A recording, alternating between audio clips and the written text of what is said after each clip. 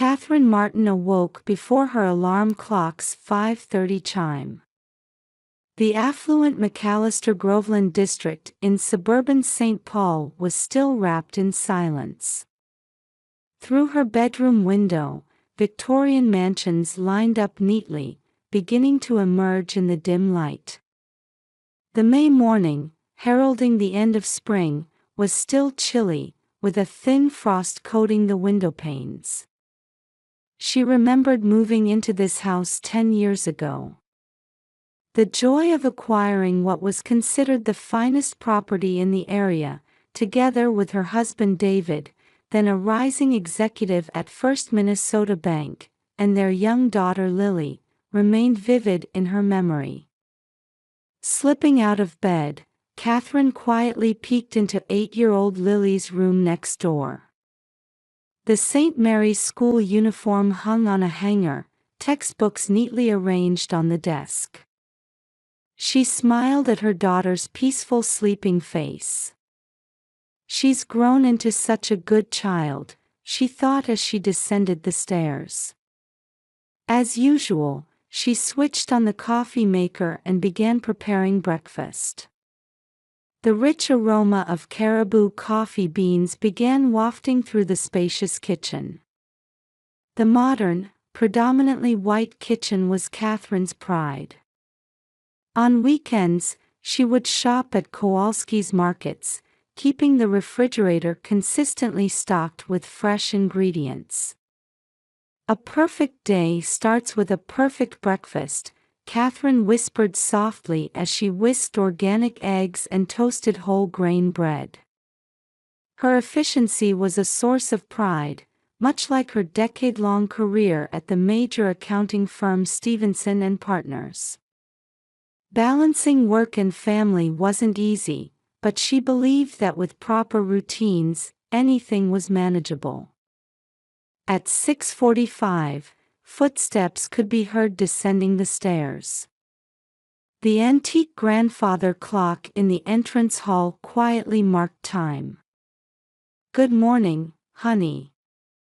David appeared, dressed as always in his navy suit, befitting his position as branch manager at First Minnesota Bank. His Windsor-knotted tie was Catherine's Christmas gift from last year. "How's today looking?" "Busy again?" Catherine asked, to which David replied while glancing at the newspaper, "Yes, we have a new investment proposal review. Might be late tonight." There was an uneasiness in his voice. An expression she'd been seeing more often lately. Just then, an energetic voice echoed from upstairs. "Mom, Dad, good morning." Lily bounded down the stairs, her St. Mary's navy jumper skirt bouncing with each step. "Lily, no running." The mother's warning couldn't dampen her daughter's bright morning entrance. The family's conversation around the breakfast table was typically light-hearted. Lily talked about yesterday's math test, David about his bank colleagues, and Catherine about weekend events at the Catholic Church of St. Cecilia. They planned weekend walks in Como Park and reminisced about memories from the Minnesota State Fair. On the surface, nothing seemed different. However, lately, something had definitely changed. Her husband's late-night phone calls. The sound of hushed conversations with someone. Unusual fluctuations in their bank account balance. And above all, her daughter's worried expressions.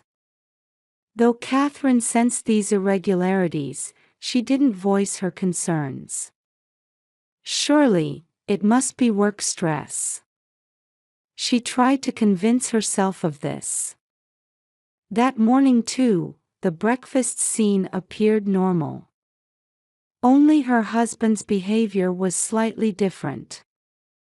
David left his meal unfinished and stood up before even emptying half his coffee cup.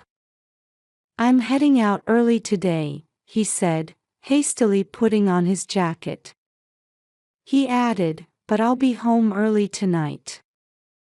He smiled gently at Catherine and Lily.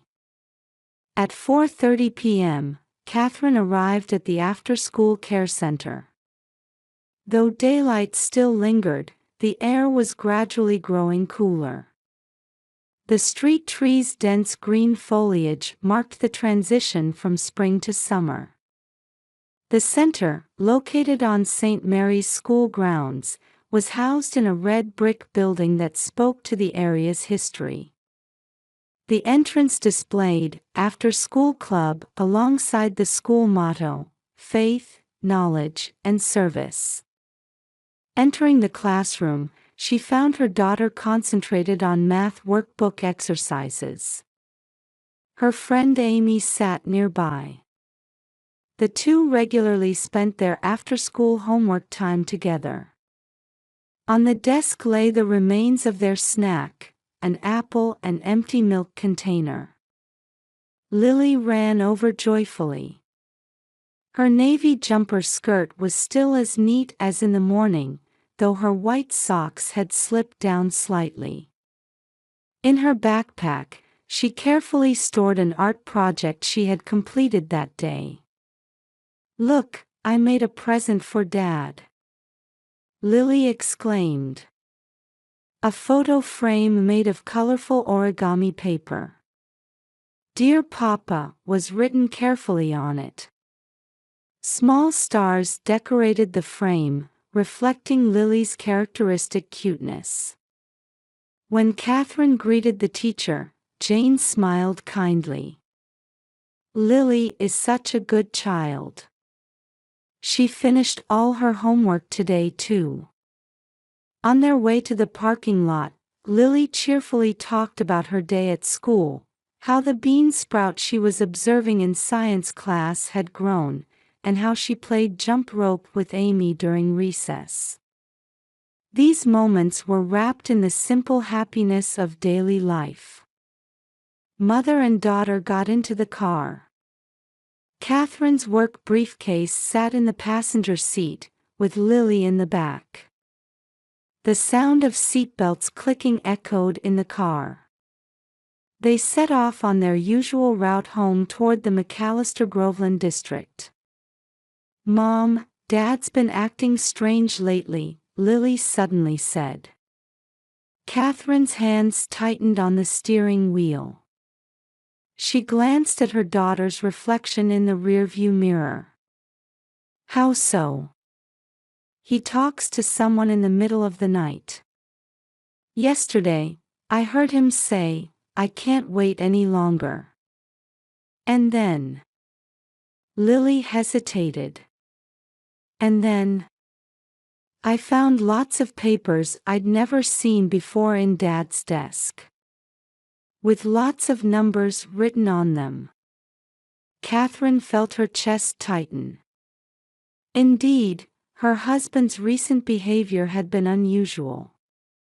The late-night calls, the strange account movements, and this morning's hurried departure. Everything seemed to suggest something. Just as they were about to enter their residential area, a sudden siren pierced the quiet evening streets. The harsh sound reverberated off the walls of the elegant mansions, growing louder.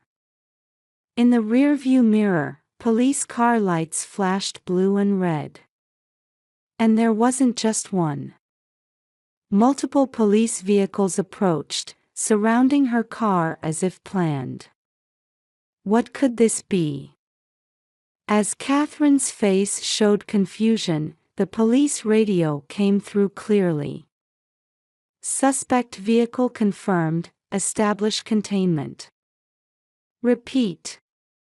Suspect vehicle confirmed, establish containment." Her heart began racing. She couldn't understand what was happening. Then, a megaphone voice shook the evening air. "Black Volvo, pull over to the shoulder immediately." Catherine followed the instruction, slowly bringing the car to a stop. Street trees cast long shadows on the car. Lily's frightened voice trembled. "Mom. I'm scared. Why are the police?" "It's all right, Lily. This must be some mistake." Though she said this, Catherine's hands were shaking. Her fingers gripping the steering wheel had turned white. All the police officers who stepped out of their cars had their guns drawn. It was a scene she had only ever seen on television. "Exit the vehicle. Slowly, with your hands up." The megaphone voice rang out again. Catherine took a deep breath and turned to her daughter. Lily's face was pale, her small body trembling. "Lily, it's okay. Mom will protect you." She unfastened her seatbelt and moved to the back seat to embrace her daughter. Lily's body carried the scent of school lunch and crayons. Slowly opening the door, the cold air of late spring rushed into the car. She raised her hands as instructed. She could see her shadow stretching unusually long on the asphalt. Police officers approached, guns still drawn. One of them asked in a cold voice, "Do you know the whereabouts of David Martin?" At that moment, Lily's trembling intensified, and she whispered in her mother's arms, "Dad. Dad." "Lily. What is it?" Tears welled up in her daughter's eyes as she continued with a trembling voice. "Dad said yesterday, 'I'm going to end it all,' and then he was putting something in a big bag." In Catherine's mind, all the dots began connecting. Her husband's abnormal behavior. The late-night calls. And this morning's final smile. Everything seemed to have been prepared for this moment. The perfect family routine she thought she had seemed to crumble silently like a glass castle. The police officers guided mother and daughter to separate patrol cars. Lily clung to her mother, refusing to be separated. "Mom. I don't want to leave you." "It's okay, I'll be right beside you," Catherine tried to reassure her daughter with a trembling voice. As police sirens wailed, the trembling figures of mother and daughter stood illuminated in the twilight residential street. The interrogation room at St. Paul Police Western District was filled with the sterile light of fluorescent bulbs. Catherine sat in a hard chair, trying to comprehend the detective's words. The peaceful daily life from just an hour and a half ago felt like a distant past. The detective quietly began while looking at documents on the desk. A middle-aged man in a gray suit, his badge read, "Detective Thomas Wilson. Your husband, David Martin, is involved in fraudulent loans amounting to approximately $5 million. Those words made the interrogation room's air heavy. Catherine couldn't believe her ears. Fraudulent loans?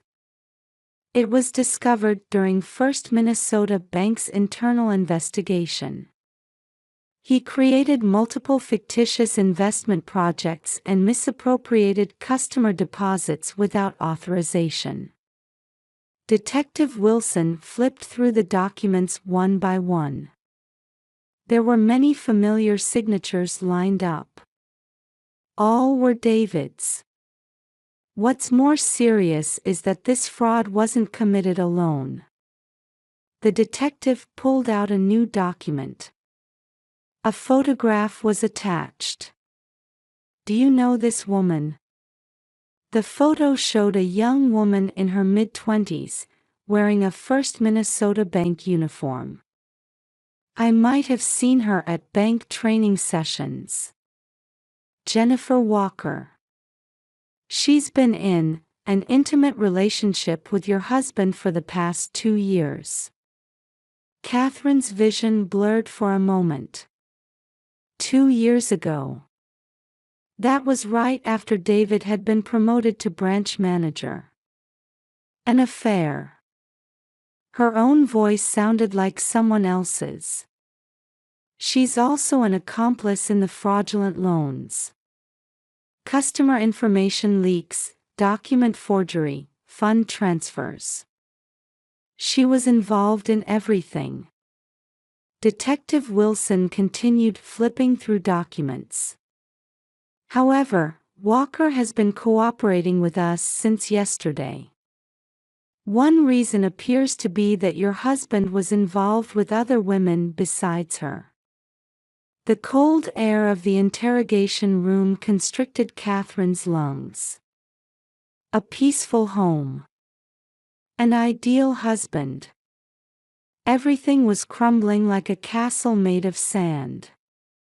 Your daughter's testimony has also provided important clues. Detective Wilson softened his tone slightly. Where is Lily? Maternal instinct suddenly welled up. She's in the next room, talking with a child psychologist. Don't worry. The detective smiled gently. According to her, your husband has been making frequent phone calls late at night recently. Catherine nodded. Lily's worried expression flashed through her mind. She said he often said, "I can't wait any longer," in the middle of the night. Yes. In fact, David Martin had been rushing to move funds over the past few weeks. We believe he was planning to flee the country. Just then, there was a knock at the door. A young detective entered with documents. Report, sir. The suspect's credit card history shows he purchased airline tickets to Mexico. Detective Wilson continued while reviewing the documents. As of yesterday, approximately $3 million had been transferred to an account in the Cayman Islands. The remaining $2 million is currently under investigation. Catherine couldn't stop her hands from shaking. Daily work, housework, childcare. The life she had desperately built up was silently crumbling due to her husband's betrayal. Just as everything seemed to be going dark, the door opened again and Lily burst in, followed by a kind-looking female counselor. Catherine held her daughter tightly as she ran over. The small body was trembling. I'm sorry about Dad. Lily's voice was wet with tears. I saw the papers in Dad's desk. There were lots of numbers and names I didn't know. Lily, you've done nothing wrong, Catherine said while stroking her daughter's back. At that moment, commotion could be heard from the hallway. The door opened, and a young detective hurriedly reported. We found the suspect's vehicle near the airport. Detective Wilson quickly stood up. Ma'am, could we have a bit more of your time? There are still things we need to confirm. The departure lobby of Minneapolis-St. Paul International Airport was crowded with travelers waiting for evening flights. In the Airport Security Command Center, Detective Wilson was conducting final checks of the operation. Wall-mounted monitors displayed surveillance camera footage from various parts of the airport. It was past 8 p.m., and the spring night was growing darker. Suspect David Martin is scheduled for flight AM 2751 to Mexico City. Boarding begins in 40 minutes, a young officer reported, tension evident in his voice. Just then, the command center door opened.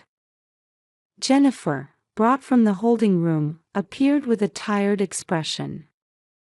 Her first Minnesota bank uniform was wrinkled, her makeup smeared. "I just received a call from Martin," she began with a trembling voice.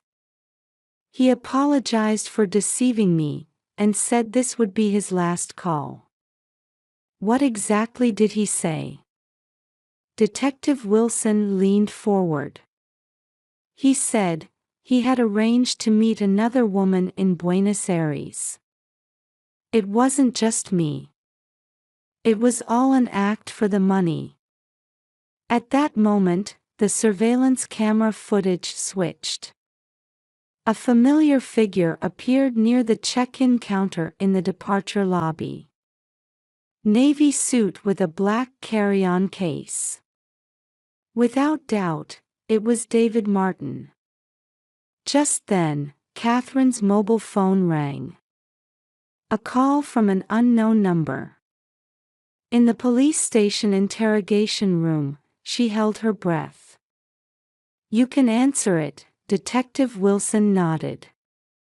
"Hello." "Catherine." A familiar voice. But different from her husband's usually gentle tone. "Is Lily there?" "Yes, she's sleeping next door." Catherine answered while watching her daughter's sleeping face. Lily had fallen asleep exhausted on the sofa in the police station's reception room. "I see, that's good." David's voice trembled. "I ruined everything. I can't ask for forgiveness, but..."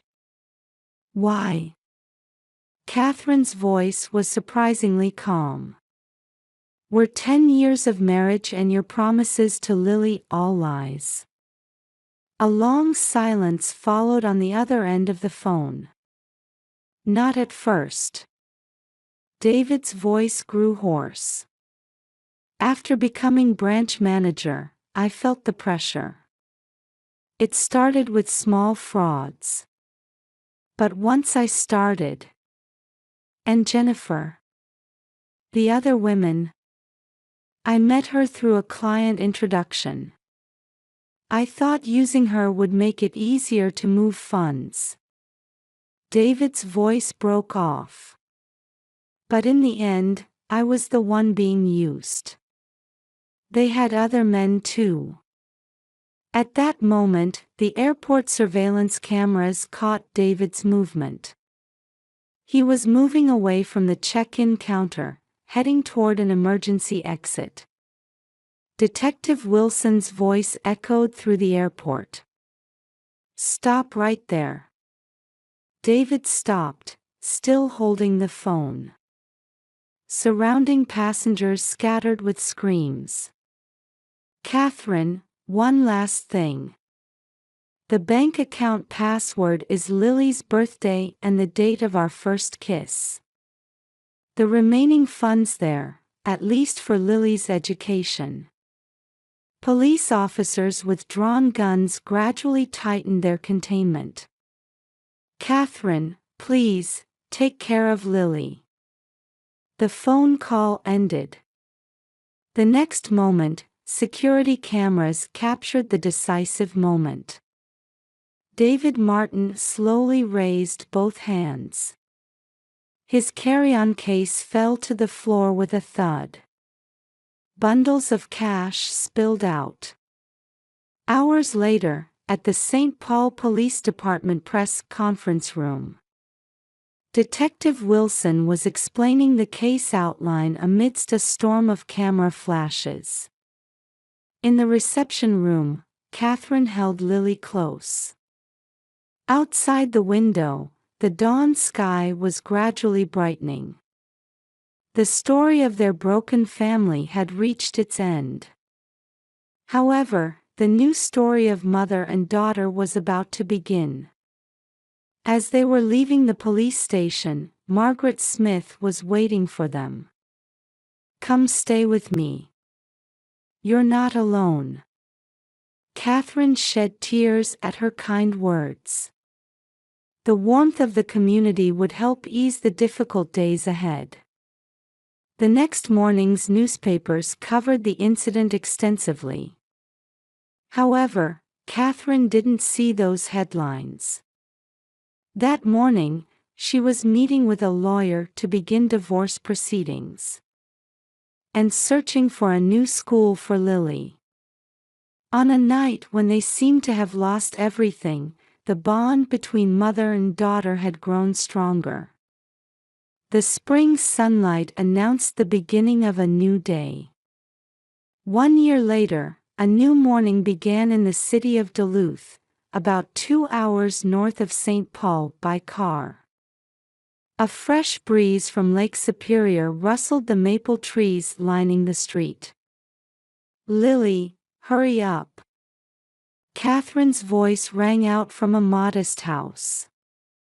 White walls with green window frames, tulips blooming in the small front yard.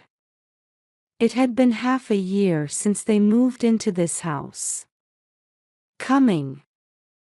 9-year-old Lily came running down the stairs. Instead of St. Mary's navy jumper skirt, she wore the light blue blazer of Duluth Lakeview Elementary School. "Did you finish all your homework?" "Yes. I finished it at the library with Anna yesterday." Catherine smiled.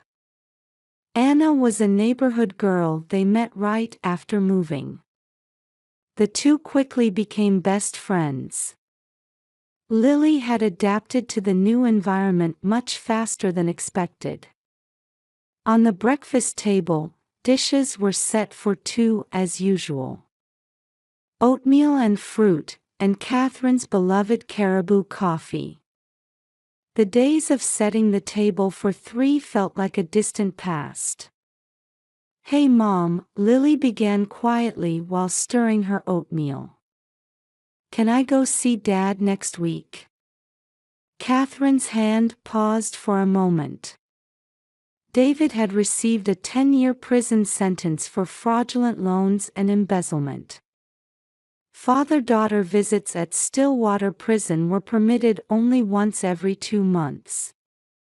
"Of course. But there's something I want to talk about first."